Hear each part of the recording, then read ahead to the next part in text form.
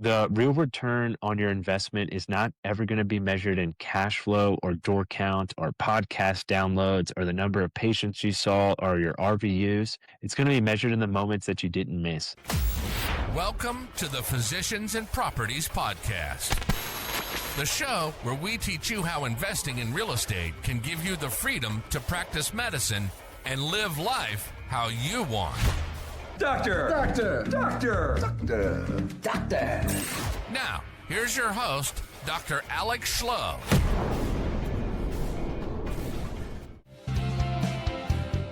Hey, everybody. Thank you for being here. I'm Dr. Alex Schloe, joined here by Olga. Super excited to have folks here listening in. And then for folks that are listening after, appreciate you spending some time with us. I think this is really, really important, not only for physicians, but also busy entrepreneurs. And I want to say, I am not an expert when it comes to thriving in family life for business and entrepreneurs, but I have picked up a few things along the way that I think is helpful for folks to know. And Olga is much more of an expert than me. So she's got some really great insights in regards to how you can be present as a family, as well as being a busy entrepreneur and a physician for folks who are here that are physicians as well. So I think Olga's going to start us off with a little icebreaker, and then we'll go ahead and get started. Yeah, so excited to be here. We're going to start off with a little icebreaker. So these are just questions that I came up with, and I'm going to ask Alex to answer first, and then I'll give my answer. But you can also think of your own answer as well. First question is, how many hours of screen time per week do your kids get? Jack, I would say, gets 3 to 4 hours, and Owen, maybe 30 minutes at the beginning when Jack's watching TV. He's also obsessed with monkeys right now, so he watches a lot of baby monkey videos. So, yeah, 3 to 4 hours a week for Jack, and Owen, I don't know, half an hour maybe. And how old is Jack? Jack is 5.5, and Owen will be 2 in a couple weeks. It's crazy. Oh, my kids watch TV all together, and they get 2 hours of TV a week. What is one travel destination that your family keeps wanting to revisit, Alex? I would say Malta.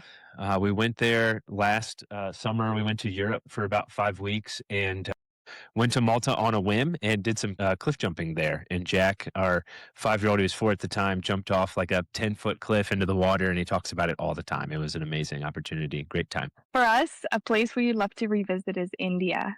We have a lot of family there from my husband's side, and it was a bit of a culture shock for the kids the first time they visited, but it was just so great to connect with everybody. Next question is, do you prefer road trips, beach vacations, or city trips with your family? I would say camping road trips. You'll see throughout this presentation, the Schloes love camping, and the camper was the best purchase I've ever made. So I'd say the camping road trips. Perfect. I'd say city trips because that's something that we don't have here. I mean, we live in a smaller town in Florida, so I would love to explore more cities, and that's what we like to do. We're also going to New York City this summer, so it'll be a lot of fun. And then if you had a family theme song, what would it be? Staying Alive.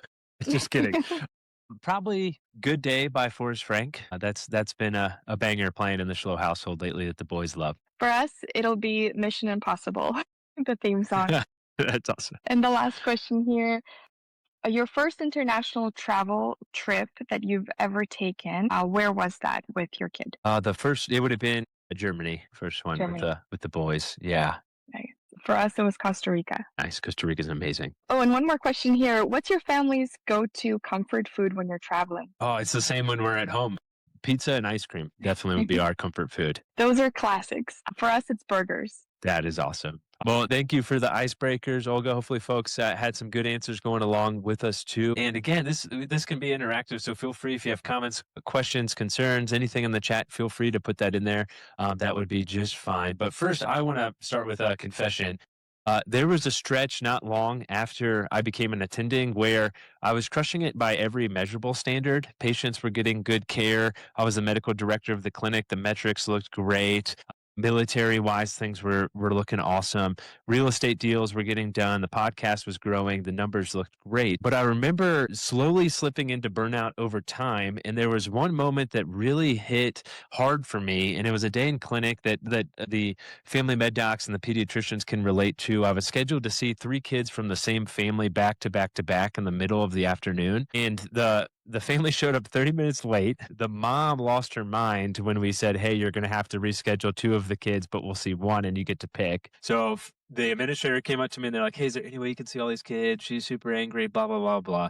Me being the nice person that I am said, sure, that's fine. Well, then she comes back. And as we all know who we see kids, it takes like some time to fill out the ASQs and MChats and all the paperwork.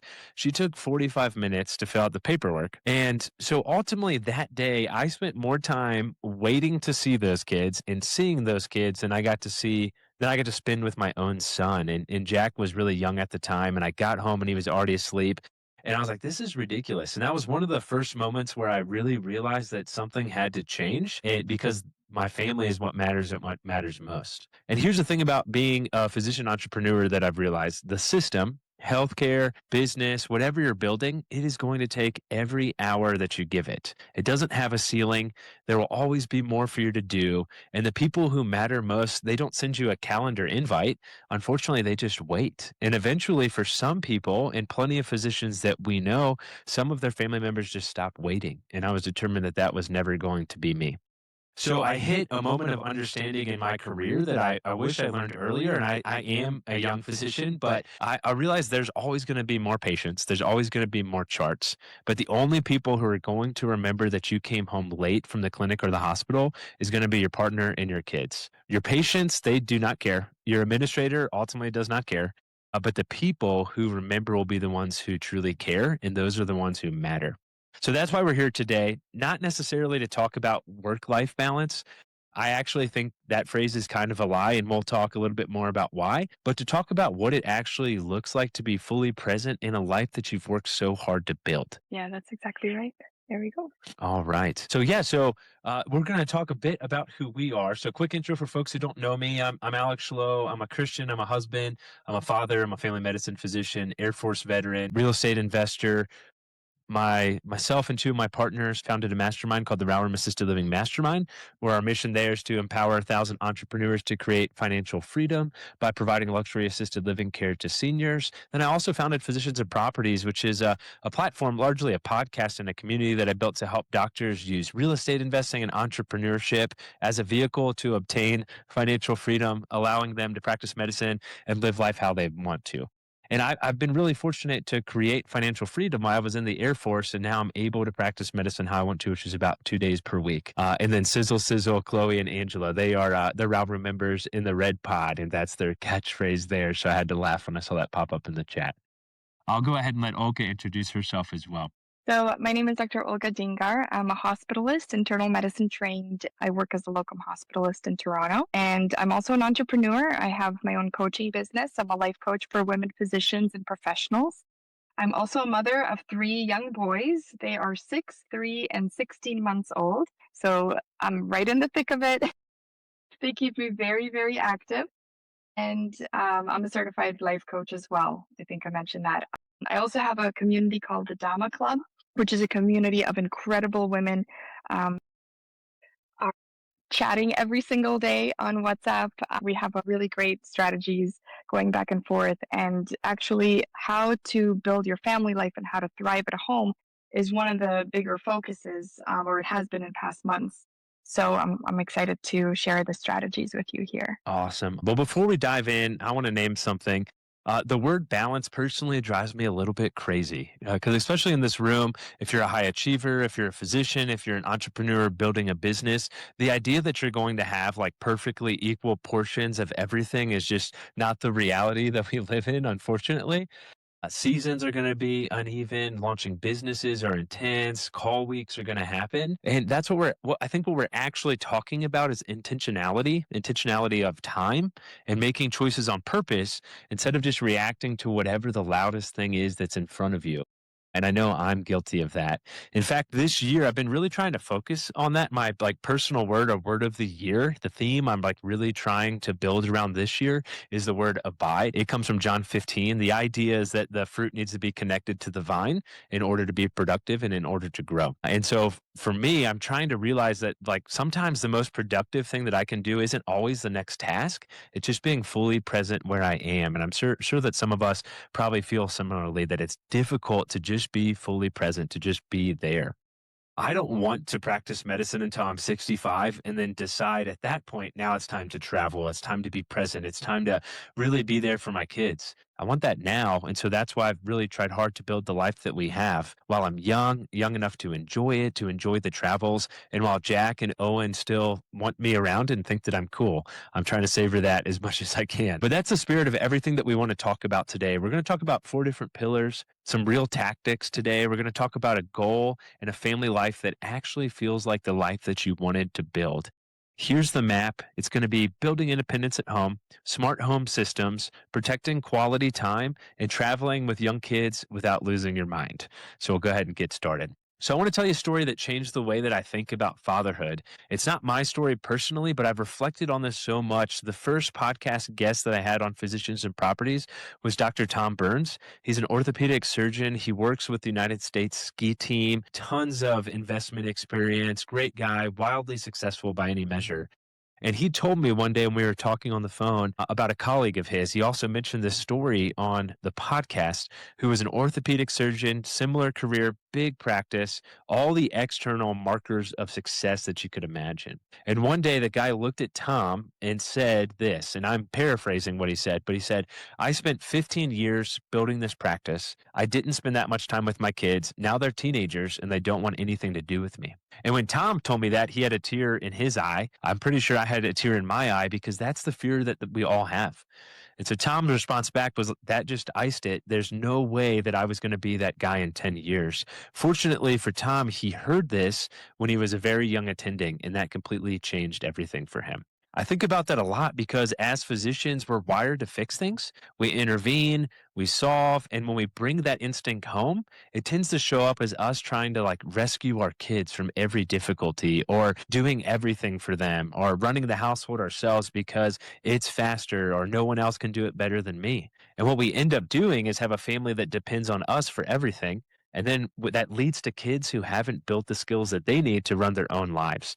So I think the best thing that we can do as fathers or really as parents is to show up, not to do it for them, but to be there while they figure it out. All right, Olga's going to talk here a bit about the mindset shift at home. Yeah, so when you're thinking about your home life, one of the things I like to think about is just having a different mindset around that. So your job at home is not as the chief operating officer of your household. It's really to be the architect of a system that actually works, that helps you get your kids to become independent and do what they're supposed to do. And so you operate not like you're operating in your practice. You don't have to do every single task yourself. You have to put in protocols in place. So there should be some rules. You should delegate, and you should train the people and really trust them to do their job well. Then that's exactly what you need to do at home. So the goal, again, is independence, creating that autonomy for your kids so they are able to carry out the household tasks that they need to for the home, because you're all living together and you're all contributing to the home environment. So practically, what does this look like? For me personally, the morning routine is the single highest leverage place for me to start. And it's the same for my kids. Now, Jack is 5.5. He gets it a lot more than Owen does, but he knows what his morning looks like. He wakes up, he goes to the bathroom, hopefully not in his bed, hopefully in the toilet. He gets dressed. We set out his clothes the day before. He eats breakfast. He brushes his teeth. He packs his backpack. He doesn't need me to tell me these things. He just does it most of the time. And that didn't happen by accident. We tried to build that routine in for him, and we made it visual when he was younger. We practice it, and then we get out of the way. Now, again, not everything is perfect by any means, and this doesn't happen every time. But I think just as it is for us, that morning routine and having that structure is really, really important. But what may be more important is the evening, because your morning, I've realized this with kids, your morning is actually won or lost the night before. So if you lay the clothes out, if you get the bag ready to be packed, if you have everything together and you eliminate as many morning decisions as possible, you eliminate the morning chaos, again, most of the time. Olga, what about you? How do you handle 3 active boys? Yeah, it's a lot.